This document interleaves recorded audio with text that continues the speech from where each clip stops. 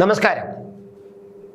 നമ്മുടെ രാജ്യത്തെ തകർക്കാനും രാജ്യത്തെ ശിഥിലമാക്കാനും വേണ്ടി വിദേശ ശക്തികളുടെ പിന്തുണയോടുകൂടി നല്ലൊരു വിഭാഗം ആൾക്കാർ നമ്മുടെ രാജ്യത്ത് പ്രവർത്തിക്കുന്നുണ്ടോ എന്നത് പലപ്പോഴും നമ്മൾ പറഞ്ഞിട്ടുണ്ട്. അത് ഉണ്ട് എന്ന് തന്നെയാണ് നമ്മുടെ ചില വിവരങ്ങളിൽ നമുക്ക് ലഭിക്കുന്നത്. കഴിഞ്ഞ ദിവസം ഗുജറാത്തിൽ നിന്നും 5 തീവ്രവാദികളെ പിടികൂടിയിരുന്നു. ശ്രീലങ്കയിൽ നിന്നും വന്നവരാണവർ.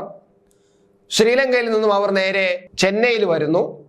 ചെന്നൈയിൽ നിന്നും അവർ ഗുജറാത്തിലെത്തുന്നു. ഗുജറാത്തിൽ വലിയ സ്ഫോടന പരമ്പര സൃഷ്ടിക്കുക എന്നതായിരുന്നു അവരുടെ ഉദ്ദേശം. അവിടെ വലിയ ക്രിക്കറ്റ് മേള നടക്കാൻ പോകുന്നു. അത് മോദി സ്റ്റേഡിയത്തിൽ വെച്ചാണ് ക്രിക്കറ്റ് മേള നടക്കുന്നത്.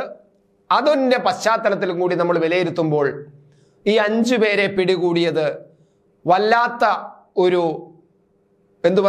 രക്ഷപ്പെടൽ, രാജ്യം രക്ഷപ്പെട്ടതിൻ്റെ ഒരു സന്തോഷത്തിലാണ്. ഇപ്പോൾ നമ്മുടെ ഇന്റലിജൻസ് വിഭാഗമൊക്കെ അത്ര വളരെ സ്ട്രോങ് ആണ്. ഇവർ ശ്രീലങ്കയിൽ നിന്നും വരുന്നത് മുതൽ ചെന്നൈയിലെത്തിയ കാര്യങ്ങൾ വരെ നമ്മുടെ ഇന്റലിജൻസ് വിഭാഗം അറിഞ്ഞുകൊണ്ടിരിക്കുകയായിരുന്നു.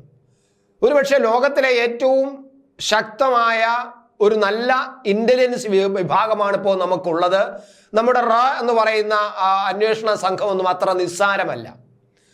പക്ഷെ രാജ്യത്തെ ശിഥിലമാക്കാൻ ശ്രമിക്കുന്ന ഈ വിധ്വംസക ശക്തികളുണ്ട്, രാജ്യത്തിനകത്തും പുറത്തുമുള്ളവർ. പ്രധാനമായിട്ടും ഇപ്പോഴത്തെ പ്രതിപക്ഷ പാർട്ടികളിൽ, പ്രധാനപ്പെട്ട പല പാർട്ടികളിൽ പോലും ഇത്തരത്തിൽ രാജ്യവിരുദ്ധ പ്രവർത്തകർ നുഴഞ്ഞു കയറിയിട്ടുണ്ട്, പ്രവർത്തിക്കുന്നുണ്ട്. അവർ വലിയ അധികാര സ്ഥാനങ്ങൾ വരെ നേടിയെടുക്കുന്നുമുണ്ട്. അതുകൊണ്ടാണ് പലപ്പോഴും പ്രതിപക്ഷ പാർട്ടികളിൽ നിന്നുള്ള ചില ഇടപെടലുകൾ കാണുമ്പോൾ നമുക്ക് ആ സംശയം, ഇവർ ഒരു രാജ്യസ്നേഹികളാണോ എന്നത് പലപ്പോഴും തോന്നിപ്പോകുന്നത് അതുകൊണ്ടാണ്. പക്ഷെ അവർ പറയുന്നത് ഞങ്ങൾ ഭരണഘടനയെ സംരക്ഷിക്കാനും രാജ്യത്തെ സംരക്ഷിക്കാനും നിൽക്കുന്നു എന്ന് പറയുമ്പോഴും ഇത്തരത്തിലുള്ള ചില കാര്യങ്ങൾ കാണും. എന്തായാലും ഞാൻ പറഞ്ഞു വന്നത്, ഗുജറാത്തിൽ 5 പേരെ പിടികൂടിയത് രാജ്യത്തിൻ്റെ ഏറ്റവും വലിയ നേട്ടങ്ങളിൽ ഒന്നായിട്ട് വേണമെങ്കിൽ ഇപ്പോൾ കാണാം. ഇത് 2023 ഇതുവരെ സംഭവിച്ചു.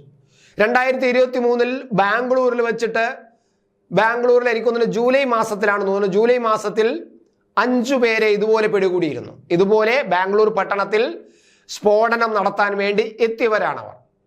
അവരെയും പിടികൂടിയിരുന്നു. ഇപ്പോൾ നമ്മുടെ നാട്ടിൻ്റെ വിവിധ കോണുകളിൽ ഇത്തരത്തിൽ ബോംബ് സ്ഫോടനങ്ങൾ നടത്താനുള്ള ശ്രമങ്ങളുണ്ട്. പണ്ട് താജ് ഹോട്ടലിൽ നടന്ന ബോംബ് സ്ഫോടനവും ബോംബെ സ്ഫോടനവും ഒക്കെ നമുക്ക് അനുഭവം ഉള്ളതാണ്.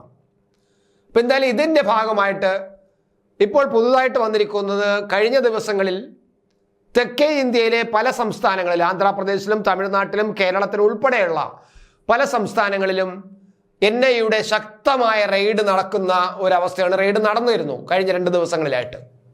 നമ്മൾ ഈ രാഷ്ട്രീയ വാർത്തകളുടെ പിന്നാലെ പോകുന്നതുകൊണ്ട് ഇത്തരം കാര്യങ്ങൾ അറിയുന്നില്ല എന്നതാണ് സത്യം. പക്ഷെ നമ്മുടെ രാജ്യ സുരക്ഷയുടെ ഏറ്റവും പ്രധാനപ്പെട്ട പ്രവർത്തനങ്ങളാണ് നടക്കുന്നത് എന്നുള്ളതുകൊണ്ട് നമുക്കത് കാണാൻ കഴിയാതെ, അതിനെക്കുറിച്ച് നമ്മുടെ മെയിൻ ചാനലുകൾ പറയാതെ മാറ്റിവെക്കുന്നെങ്കിൽ നമുക്കത് പറയാതിരിക്കാൻ കഴിയില്ല. കാരണം നമ്മുടെ ഒരു ദേശീയതയിൽ വിശ്വസിച്ച് മുന്നോട്ട് പോകുന്ന ഒരു സ്ഥാപനമാണ് എന്നുള്ളത് കൊണ്ട് തന്നെ ദേശീയതയ്ക്കെതിരായി നടക്കുന്ന പ്രവർത്തനങ്ങളെ മറ്റെല്ലാ വാർത്തകളും പറയുന്നതോടൊപ്പം തന്നെ നമ്മൾ അത്തരം കാര്യങ്ങളുടെ പറയാതിരിക്കാൻ കഴിയില്ല.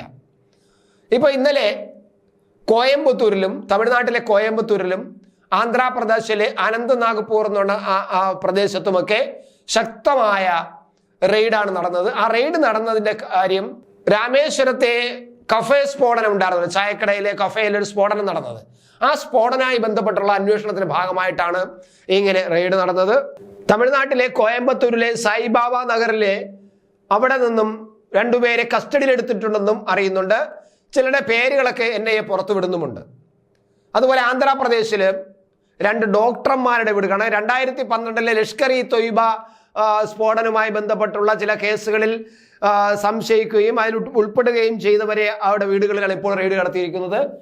വളരെ നിർണായകമായ ഡിജിറ്റൽ തെളിവുകളും അതുപോലെ തന്നെ നിർണായകമായ മറ്റു രേഖകളും ഈ റെയ്ഡിൽ പിടിച്ചെടുത്തിട്ടുണ്ട് എന്ന വിവരമാണ് ഇപ്പോൾ പുറത്തു വരുന്നത്, നമുക്ക് ലഭിക്കുന്നത്.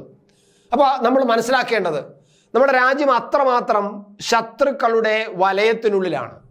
രാജ്യത്തിനകത്താണ് ഏറ്റവും അധികം ശത്രുക്കൾ, പുറത്തുള്ള ശത്രുക്കളെക്കാൾ അധികം. അതേ പുറം രാജ്യത്തെ ഇപ്പൊ പാകിസ്ഥാനും ചൈനയും പോലുള്ള രാജ്യങ്ങളെയൊക്കെ നമുക്ക് ശത്രു രാജ്യത്ത് പെടുത്താമെങ്കിൽ പോലും അതിനേക്കാൾ ഉപരി രാജ്യത്തിനകത്ത് നമ്മുടെ രാജ്യത്തെ ചില രാഷ്ട്രീയ പ്രസ്ഥാനങ്ങൾക്കകത്ത് ഇത്തരം രാജ്യവിരോധികൾ കടന്നു കയറിയിട്ടുണ്ട്. ഞാൻ നേരത്തെ പറഞ്ഞതാണ്. അതൊന്നും നമുക്ക് കാണാൻ കഴിയുന്നില്ല. പക്ഷേ നമ്മുടെ ഇന്റലിജൻസ് വിഭാഗത്തിന് അതെല്ലാം വ്യക്തമായിട്ട് അറിയാം.